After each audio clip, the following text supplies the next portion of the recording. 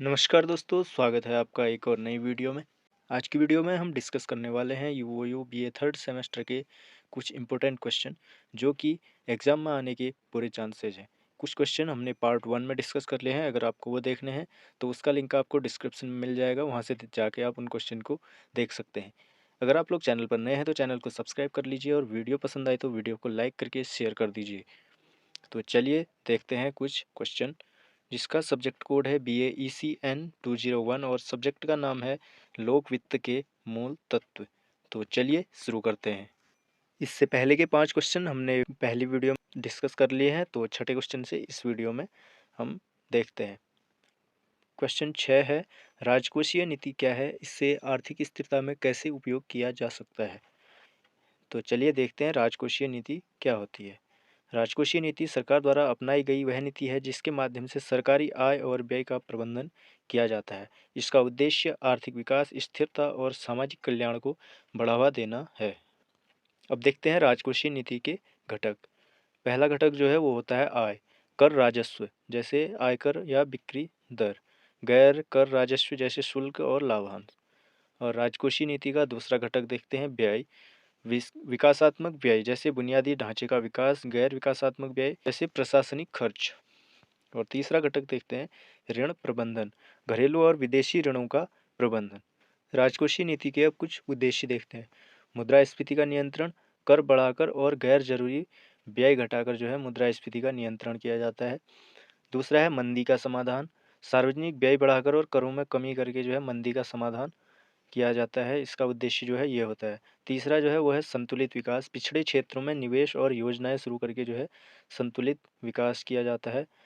चौथा है आर्थिक असमानता को कम करना, कराधान और सब्सिडी के माध्यम से जो है आर्थिक असमानता को कम करना इसका उद्देश्य होता है। अब देखते हैं आर्थिक स्थिरता में राजकोषीय नीति का क्या योगदान होता है।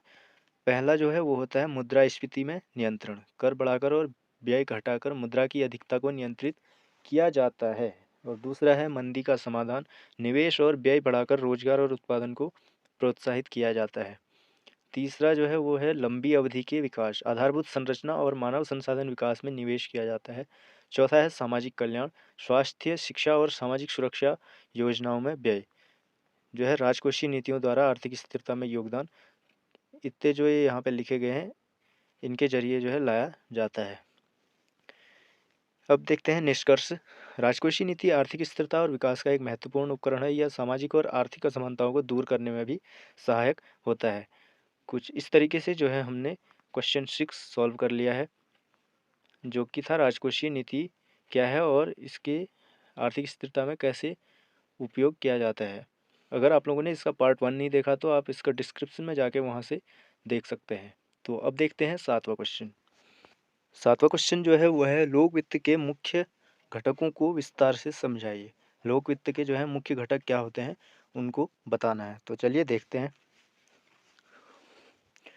लोक वित्त का अध्ययन 4 मुख्य घटकों पर आधारित है जो सरकार की आय, व्यय और ऋण प्रबंधन से संबंधित हैं। ये घटक आर्थिक विकास, सामाजिक कल्याण और राष्ट्रीय स्थिरता सुनिश्चित करने के लिए आवश्यक होते हैं। तो अब देखते हैं इसके मुख्य घटक। पहला जो है वो है सार्वजनिक व्यय। यह सरकारी खर्च का वह हिस्सा है जो समाज की आवश्यकताओं को और कल्याण के लिए किया जाता है। इसके प्रकार देखते हैं राजस्व व्यय और पूंजीगत व्यय। राजस्व व्यय होता है जैसे प्रशासनिक खर्च, पेंशन। पूंजीगत व्यय होता है जो बुनियादी ढांचा निर्माण के लिए किया जाता है। अब इसका महत्व देखते हैं। इसका महत्व है आर्थिक विकास को बढ़ावा देना, रोजगार सृजन और सामाजिक योजनाओं का संचालन। अब दूसरा देखते हैं सार्वजनिक आय। यह सरकारी आय के विभिन्न स्रोतों से संबंधित है। इसके स्रोत देखते हैं। कर राजस्व यानी कि टैक्स जो हम देते हैं वो, आयकर, वस्तु एवं सेवा कर। तो ये जो है सार्वजनिक आय है गवर्नमेंट की। इसका महत्व देखते हैं। सरकारी खर्च के लिए धन उपलब्ध कराना और सामाजिक असमानता कम करना। और तीसरा जो होता है वो होता है सार्वजनिक ऋण। जब सरकार अपनी आय के स्रोतों से अधिक खर्च करती है तो वह ऋण लेती है, उसको जो बोलते हैं सार्वजनिक ऋण बोलते हैं। तो इसके प्रकार देखते हैं आंतरिक ऋण और बाहरी ऋण। आंतरिक ऋण जैसे होते हैं सरकारी बॉन्ड, और बाहरी ऋण जो होते हैं वो होते हैं अंतर्राष्ट्रीय संगठनों से जो ऋण लिया जाता है। इसका महत्व देखते हैं। विकास परियोजनाओं का वित्त पोषण, विकास परियोजनाओं को करने के लिए और आर्थिक स्थिरता बनाए रखने के लिए जो है वो है सार्वजनिक ऋण लिया जाता है। अब देखते हैं राजकोषीय नीति। यह सरकार की आय और व्यय को संतुलित करने की प्रक्रिया है। अभी हमने इससे पहले क्वेश्चन में भी देखा कि राजकोषीय नीति क्या होता है। वो जो होती है, यह सरकार की आय और व्यय को संतुलित करने की प्रक्रिया होती है, उसे राजकोषीय नीति बोलते हैं। इसका उद्देश्य जो होता है वो होता है मुद्रास्फीति और मंदी का प्रबंधन करना और दीर्घकालिक आर्थिक विकास करना। तो इस तरीके से जो है हमारा क्वेश्चन 7 भी हो गया है। अब देखते हैं क्वेश्चन नंबर 8। 8वां क्वेश्चन है सार्वजनिक व्यय का अर्थ, प्रकार और इसके प्रभाव पर चर्चा करें। यानी कि सार्वजनिक व्यय क्या होता है और इसके कितने प्रकार हैं और इसका क्या प्रभाव पड़ता है, उसके बारे में हमने बताना है। तो चलिए देखते हैं। सार्वजनिक व्यय यानी कि पब्लिक एक्सपेंडिचर वह खर्च है जो सरकार अपने प्रशासन, कल्याणकारी योजनाओं और विकास परियोजनाओं के लिए करती है। यानी कि सार्वजनिक व्यय वह है जो सरकार अपने प्रशासन में और कल्याणकारी योजनाओं के लिए और विकास योजनाओं के लिए जो खर्च करती है उसको सार्वजनिक व्यय बोलते हैं। यह आर्थिक और सामाजिक विकास में महत्वपूर्ण भूमिका निभाता है। अब देखते हैं इसके प्रकार। सार्वजनिक व्यय के प्रकार। तो पहला प्रकार है प्रयोजन के आधार पर। प्रयोजन के आधार पर जो है वो 2 टाइप का होता है। विकासात्मक व्यय जैसे शिक्षा, स्वास्थ्य और बुनियादी ढांचों के लिए, और एक होता है गैर विकासात्मक व्यय जैसे रक्षा और प्रशासन। यानी कि विकासात्मक व्यय वो होता है जिससे कि विकास हो, जैसे कि शिक्षा, स्वास्थ्य और बुनियादी ढांचों के लिए, और गैर विकासात्मक व्यय वो होता है जो कि रक्षा और प्रशासन के लिए दिया जाता है जिससे कि विकास नहीं होता है। प्रकृति के आधार पर भी 2 टाइप का होता है, राजस्व व्यय और पूंजीगत व्यय। राजस्व व्यय वो व्यय होता है जिसमें नियमित खर्च जैसे वेतन, पेंशन इत्यादि को किया जाता है, उसको राजस्व व्यय बोलते हैं। और पूंजीगत व्यय वो होता है जैसे स्थायी संपत्ति जैसे सड़कों का निर्माण। तो ये जो होता है ये पूंजीगत व्यय होता है। इसके अब प्रभाव देखते हैं। सार्वजनिक व्यय के कुछ प्रभाव इस टाइप से हैं, जैसे आर्थिक विकास। सार्वजनिक व्यय के माध्यम से बुनियादी ढांचे और उद्योगों का विकास होता है। रोजगार सृजन, सरकार के व्यय से रोजगार के नए अवसर पैदा होते हैं। सामाजिक कल्याण, स्वास्थ्य, शिक्षा और सुरक्षा योजनाओं के समाज के कमजोर वर्गों को सहायता मिलती है। आर्थिक असमानता कम करना, गरीबों को सब्सिडी और अन्य लाभ देकर आर्थिक असमानता को कम किया जाता है। तो इस तरीके से जो है हमने सार्वजनिक व्यय के प्रभाव और इसके प्रकार देखे। अब देखते हैं क्वेश्चन नंबर 9। 9वां क्वेश्चन है सार्वजनिक आय के स्रोतों और इनके महत्व की व्याख्या कीजिए। यानी कि सार्वजनिक आय क्या होती है और इसके स्रोत क्या हैं और इसके महत्व क्या होता है उसको हमने बताना है। अभी हमने सार्वजनिक व्यय देखा इससे पिछले क्वेश्चन में, अब देख रहे हैं सार्वजनिक आय। सार्वजनिक आय यानी कि पब्लिक रिवेन्यू का अर्थ सरकार की उन वित्तीय गतिविधियों से है जिनसे वह अपने व्यय के लिए धन प्राप्त करती है। यानी कि सार्वजनिक आय वो होती है जिसमें सरकार अपने वित्तीय गतिविधियों को चलाने के लिए अपने व्यय के लिए धन की प्राप्ति करती है। यह आय विभिन्न स्रोतों से आती है और देश के आर्थिक विकास और कल्याणकारी योजनाओं के लिए आवश्यक होती है। अब देखते हैं सार्वजनिक आय के स्रोत क्या क्या होते हैं।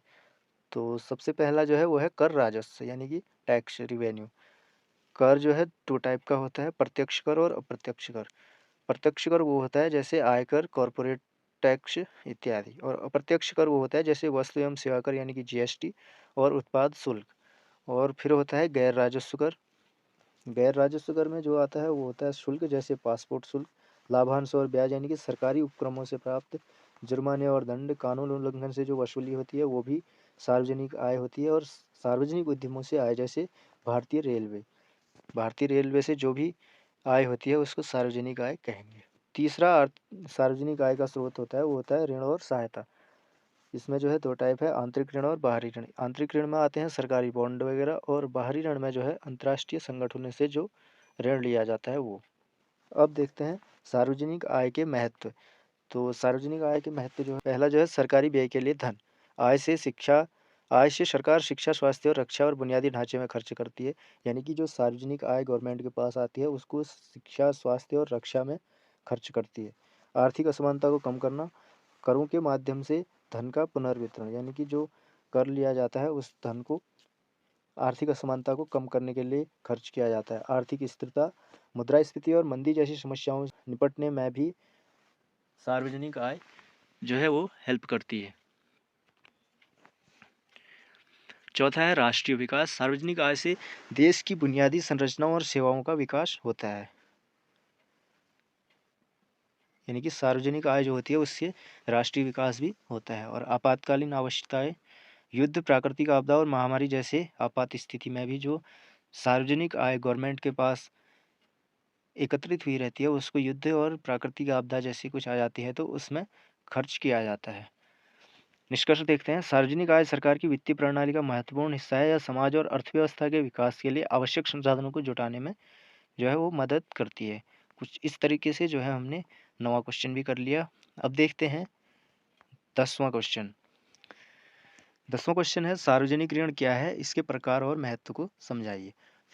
इस क्वेश्चन में हम देखेंगे कि सार्वजनिक ऋण क्या होता है और ये कितने प्रकार का होता है और इसका क्या महत्व है। तो चलिए देखते हैं। सार्वजनिक ऋण वह धनराशि है जिसे सरकार अपने राजस्व की कमी को पूरा करने के लिए घरेलू या अंतर्राष्ट्रीय स्रोतों से उधार लेती है। यह आर्थिक विकास और आपातकालीन आवश्यकताओं को पूरा करने के लिए सहायक होता है। यानी कि सार्वजनिक ऋण वह है जो सरकार, जब सरकार के पास धन की कमी हो जाती है तो उसे पूरा करने के लिए अपने घरेलू या फिर अंतर्राष्ट्रीय स्रोतों से जो उधार लेती है उसको जो है सार्वजनिक ऋण बोलते हैं। यह जो है आर्थिक विकास और आपातकालीन आवश्यकताओं को पूरा करने के लिए हेल्पफुल होता है। तो अब इसके प्रकार देखते हैं। आंतरिक ऋण, देश के भीतर से जो ऋण लिया जाता है उसको आंतरिक ऋण बोलते हैं। और दूसरा होता है बाहरी ऋण, जैसे कि अंतर्राष्ट्रीय संगठनों या देशों से लिया जाता है, जैसे कि विश्व बैंक से या अंतर्राष्ट्रीय मुद्रा कोष से जो ऋण लिया जाएगा उसको बाहरी ऋण बोलते हैं। तीसरा है लघु अवधि ऋण, ये 1 वर्ष के भीतर चुकाया जाता है, जैसे कि ट्रेजरी बिल। चौथा है दीर्घ अवधि ऋण, यानी कि ये लंबी अवधि में चुकाया जाता है। बुनियादी ढांचा परियोजनाओं के लिए जो लिया जाता है वो हो गया दीर्घ अवधि ऋण। और उत्पादक ऋण, यानी कि विकास परियोजनाओं के लिए जो ऋण लिया जाता है उसको उत्पादक ऋण बोलते हैं। और अउत्पादक ऋण वो होता है जो गैर आय सृजन कार्यों के लिए लिया जाता है। तो अब देखते हैं सार्वजनिक ऋण के कुछ महत्व। पहला जो है वह है विकास परियोजना, यानी कि सड़क, बिजली, सिंचाई जैसी परियोजनाओं में सार्वजनिक ऋण का उपयोग किया जाता है। दूसरा है आपातकालीन आवश्यकताएं, यानी कि युद्ध, महामारी और प्राकृतिक आपदाओं के दौरान जो है सार्वजनिक ऋण लिया जाता है। आर्थिक विकास, यानी कि ऋण से जो है निवेश बढ़ा के आर्थिक विकास किया जाता है। मौद्रिक स्थिरता, सरकार आर्थिक स्थिरता से निपटने के लिए ऋण का उपयोग करती है। और पांचवा है विदेशी मुद्रा प्राप्ति, बाहरी ऋण विदेश मुद्रा भंडार बढ़ाने में मदद करता है। तो कुछ इस तरीके से जो है हमने 10वां क्वेश्चन भी कर दिया।